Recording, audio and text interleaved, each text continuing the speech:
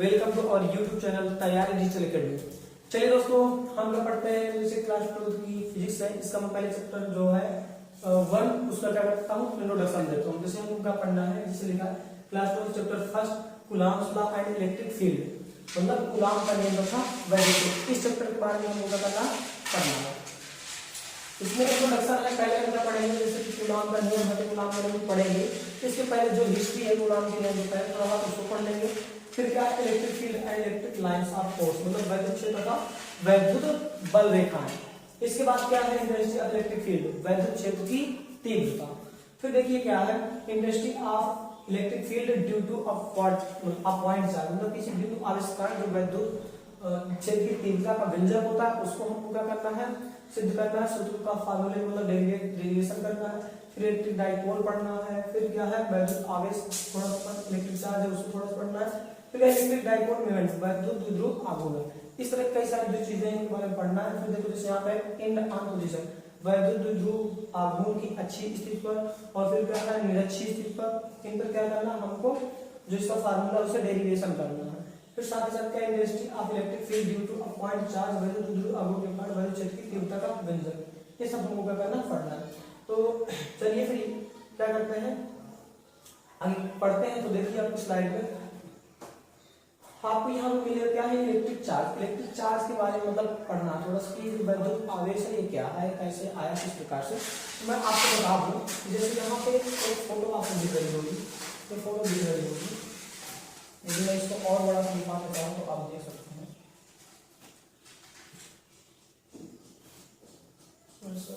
बड़ा चलिए ठीक है, इसमें आप देख सकते हैं ये फोटो, ठीक है देख पा रहे हैं। तो ये कौन है, ये देखो यहाँ पे लिखा थेल्स, क्या है थेल्स, जिन्होंने एक पुणे दी है। ये कौन है थेल्स, कौन भाई थेल्स, ठीक है। तो इन्होंने 600 BC का मतलब है जो ईसा मसीह थे, उनके जन्म से पहले बिफोर ईसा मसीह, मतलब उनके जन्म से 600 साल पहले की बात है। 600 साल पहले जब ये लोग जंगल वगैरह में रहते थे तो वहां क्या करते थे कि जैसे भी खाल या मान लो किसी भी जानवर की खाल पहन लेते थे, तो जब वहां पे क्या हुआ करता था वो एक दूसरे से आकर्षित हो जाते, मतलब वो एक दूसरे से रगड़ जाते थे, तो उनमें क्या आ जाता था एक करंट आ जाता था जिसकी वजह से इनको झटका लगता था। क्या लगता था झटका, तो इन्होंने मतलब उसके बारे में थोड़ा वर्णन किया था, बताया था, ठीक है। तो इस प्रकार की कुछ मतलब नई कई सारी बातें हैं जो यहाँ पे लिखा होगा, आप देखना चाहें कि यहाँ पे देख सकते हैं, सभी को दिख रहा होगा। देखिए इसका जन्म ग्रीक के छोटे से राज्य माइलेस नगर में हुआ था। इन्हें प्रथम यूनानी दार्शनिक माना जाता है, इन्हें यूनान का प्रथम दार्शनिक भी माना जाता है, ठीक है। तत्पश्चात वो जगत में दर्शन शास्त्र के संस्थापक के रूप में भी इन्हें जाना जाता है। इनको यूनान के 7 ऋषियों या 7 बुद्धिमानों में से एक माना जाता है, ठीक। तो सर थोड़ा सा इनके बीच में क्या है इंट्रोडक्शन थोड़ा सा है, तो आप यदि पढ़ना चाहें तो पढ़ सकते हैं।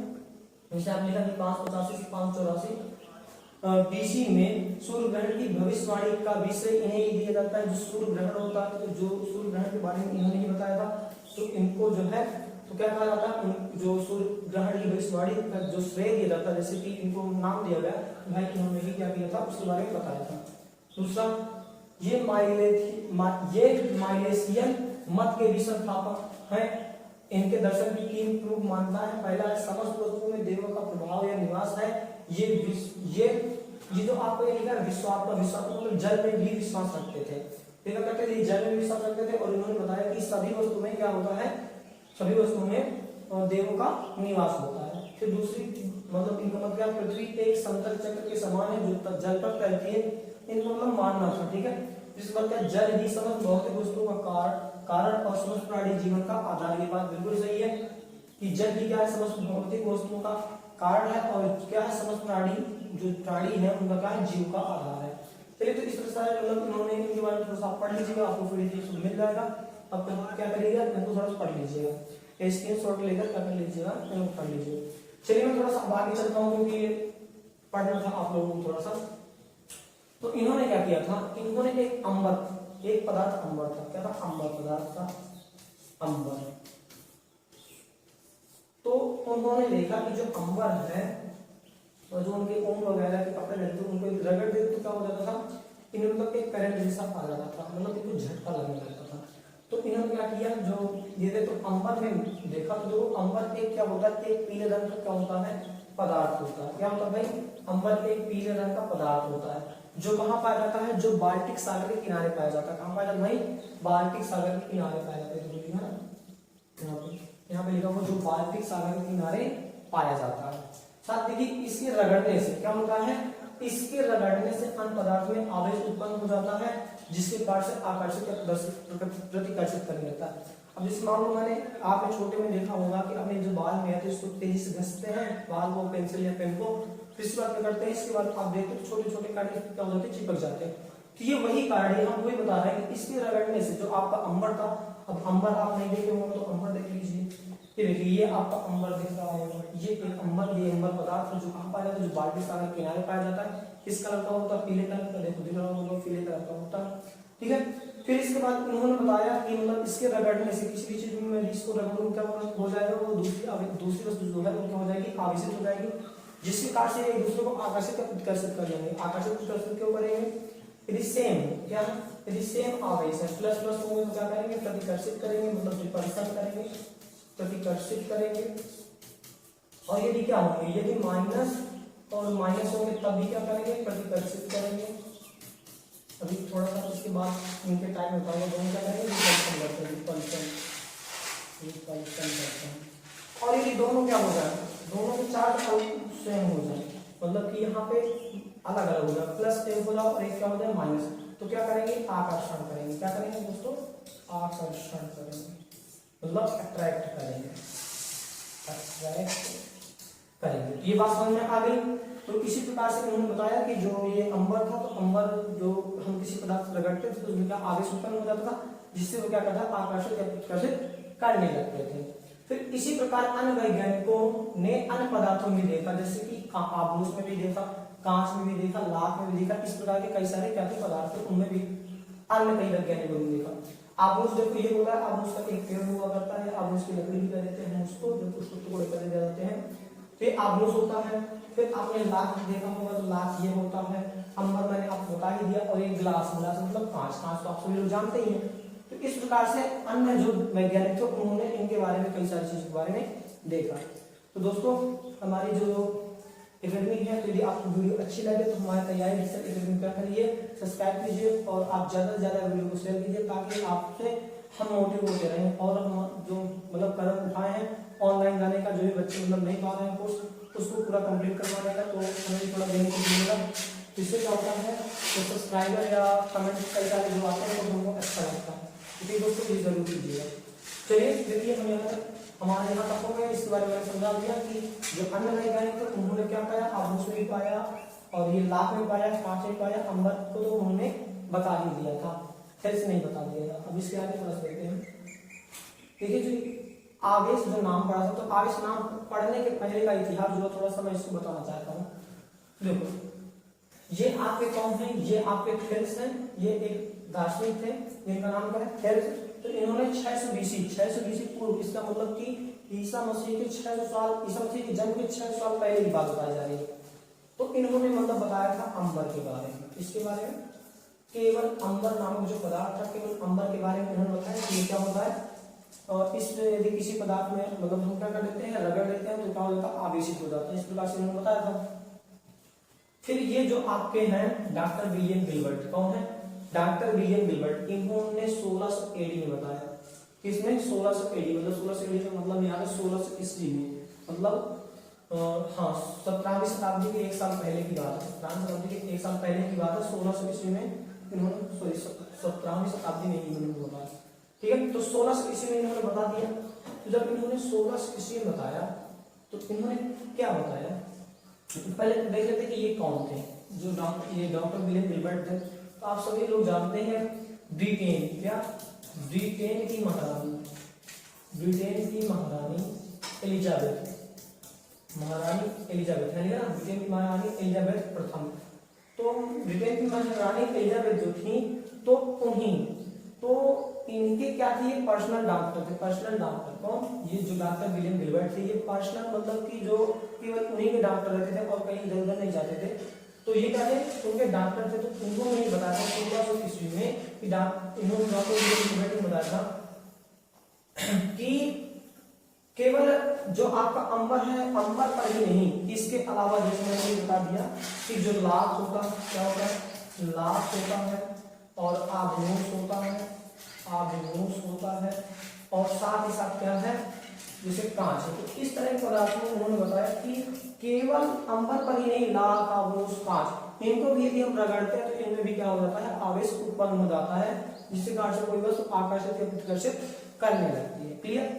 तो इन्होंने बताया कि इन्होंने बताया डॉक्टर विलियम गिलबर्ट ने कब बताया, 1600 ईस्वी में। ये कौन थे, ये महारानी एलिजाबेथ, ब्रिटेन की महारानी एलिजाबेथ के क्या थे, पर्सनल चिकित्सक या डॉक्टर थे।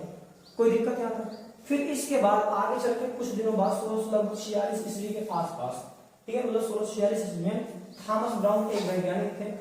तो इन्होंने क्या किया, इन्होंने जो अंबर, ये आपका अंबर शब्द ना, देखो अंबर क्या है, अंबर एक ग्रीक भाषा का शब्द है जिसका अर्थ क्या होता है, इलेक्ट्रॉन, क्या होता है, जिसका अर्थ इलेक्ट्रॉन होता है, और इलेक्ट्रॉन से ही आगे चल के इलेक्ट्रॉन बना, क्या बना, इलेक्ट्रॉन बना, और इलेक्ट्रॉन की गति के कारण ही आगे चल के इलेक्ट्रिसिटी का नाम पड़ा, किसका, इलेक्ट्रिसिटी का, और इलेक्ट्रिसिटी से ही नाम पड़ गया विद्युत का, इसका, विद्युत का। तो थॉमस ब्राउन ने 1646 ईस्वी में विद्युत का नाम रखा। नामकरण किसने किया, नामकरण थॉमस ब्राउन ने किया। कब किया, 1646 ईस्वी में। और इन्होंने जो डॉक्टर विलियम गिलबर्ट थे, उन्होंने क्या किया, इन्होंने लाख, आबनूस और कांच के साथ, कांच में क्या किया, बताया कि इसमें भी आवेश उत्पन्न होता है, इनको रगड़ने से क्या होता है, आवेश उत्पन्न हो जाता है, मतलब ये आवेशित हो जाते हैं, जिस कारण से आकर्षण या प्रतिकर्षण बल का अनुभव करते हैं। और जो ये टेस्ट है, इन्होंने 600 बीसी पूर्व, 600 बीसी में ही बता दिया था कि जो एक अंबर, जो अंबर पदार्थ है, उसमें क्या होता है, यदि उसको हम किसी पदार्थ पर रगड़ते हैं तो वे क्या हो जाती है, आवेशित हो जाती है, जिसके कारण से आकर्षण या प्रतिकर्षण बल का क्या करती है, अनुभव करती है। ये तीनों चीज समझ में आ गई, कोई दिक्कत? तो यहाँ तक हो गया था।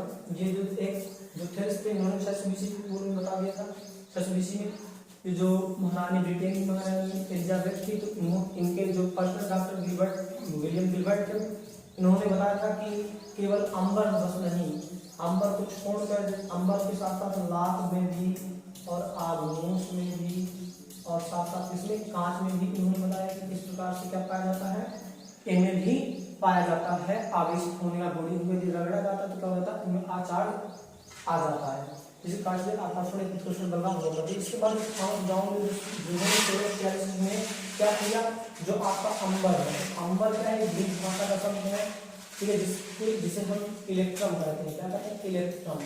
इलेक्ट्रॉन से ही आपका इलेक्ट्रॉन नाम पड़ा, क्या पड़ा, इलेक्ट्रॉन पड़ा, और इलेक्ट्रॉन के आगे ही, इसी के आगे इलेक्ट्रिसिटी हो गई, क्या होगी, इलेक्ट्रिसिटी हो गई, जो इंग्लिश शब्द है। और इलेक्ट्रिसिटी को हम बाद में क्या कहते हैं, हिंदी में विद्युत कहते हैं, क्या कहते हैं, विद्युत। तो विद्युत का नामकरण किसने किया, थॉमस ब्राउन ने। किन्होंने किया, थॉमस ब्राउन ने। इतना हमारा हो गया था, जो यहाँ पर लिखा अंबर क्या है, यहाँ पे लिखा होगा कि अंबर जो क्या है, ग्रीक भाषा का एक शब्द है। अंबर क्या भाई, ग्रीक भाषा का एक शब्द है, अंबर ग्रीक भाषा का एक शब्द है, जिसका क्या होता है, इलेक्ट्रॉन होता है। इलेक्ट्रॉन से ही आगे इलेक्ट्रिसिटी का निर्माण होगा।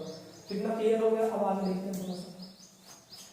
अब आते हैं आवेश के बारे में। हमने जान लिया कि आवेश होते हैं, आवेश आ जाता है। तो आवेश कितने प्रकार के होते हैं, आवेश के प्रकार की बात करते हैं तो आवेश 2 प्रकार के होते हैं। कितने? आवेश 2 प्रकार के होते हैं, 2 प्रकार के। एक क्या होता है, एक आपका धन आवेश होता है, धन आवेश, और एक क्या होता है, एक आपका ऋण आवेश होता है। क्या होता है? ऋण आवेश। अब यहाँ पे धन आवेश या ऋण आवेश वाली बात आती है। देखो, जैसे मैंने रगड़ा, क्या किया, मैंने रगड़ा, तो इससे क्या होंगे, या तो इलेक्ट्रॉन आएंगे या तो जाएंगे। जो आप देखो, आप भी केमिस्ट्री पढ़े होंगे क्लास 11 में, तो आपने इसमें वैलेंस सेल के बारे में पढ़ा ही होगा। किसके बारे में? वैलेंस सेल के बारे में। जो मतलब जो आपका बाहरी कोष होता है, क्या होता है, जो बाहरी कोष होता है, जिसको हम वैलेंस सेल कहते हैं। तो जो बाहरी कक्ष होते हैं उसमें कितने 8 इलेक्ट्रॉन पाए जाते हैं, ठीक है, 2-2 करके ज्वाइंट करके पाए जाते हैं, ठीक है। तो जैसे मैं इसको इरेज कर रहा हूँ, थोड़ा सा इरेज बता रहा हूँ। इसमें क्या होता है, ये मान लेते हैं क्या है, आपका एटम है, और इस एटम में क्या होता है कि जो वैलेंस सेल है, बाहरी सेल है, इसमें क्या पाया जाएगा, इलेक्ट्रॉन पाया जाएगा। मान लो इस प्रकार से है। तो जैसे मैं किसी चीज को रगड़ूंगा, जो संयोजित कोष है, संयोजित कोष से इलेक्ट्रॉन क्या हो जाएंगे, या तो चले जाएंगे या तो उसमें आ जाते हैं। तो जब किसी परमाणु में क्या आते हैं, कोई इलेक्ट्रॉन आते हैं, जब आएंगे तो इसमें क्या आ जाएगा, ऋण आवेश आ जाएगा। क्या आ जाएगा, ऋण आवेश। ठीक है। और जब क्या होते हैं, जब किसी परमाणु के संयोजी कोष इलेक्ट्रॉन निकल कर चले जाते हैं तो उसमें क्या जाता है, तो उसमें धन आवेश आ जाता है। क्या जाता है, धन आवेश आ जाता है। क्या दोस्तों आ जाता है, धन आवेश। तो एक बार मैं फिर से समझा दे रहा हूँ यहाँ पे इरेज करके।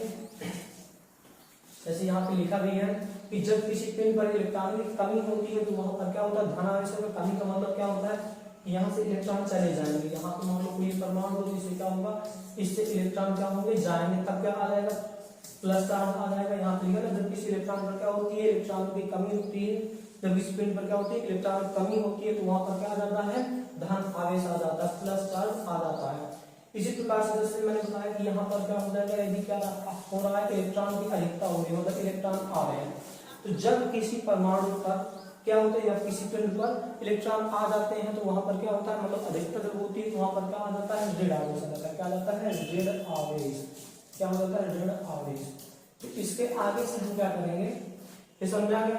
तो इसके आगे अब आपका जो अगली क्लास होगी उसमें हम पढ़ाएंगे कूलाम का नियम। क्या पढ़ाएंगे, कूलाम का नियम। क्योंकि अभी तक इतना जो बेसिक इंट्रोडक्शन था, कल आप क्या पढ़ा जाएगा, कूलाम का नियम। कूलाम का नियम, कूलाम के नियम से कल स्टार्ट की जाएगी।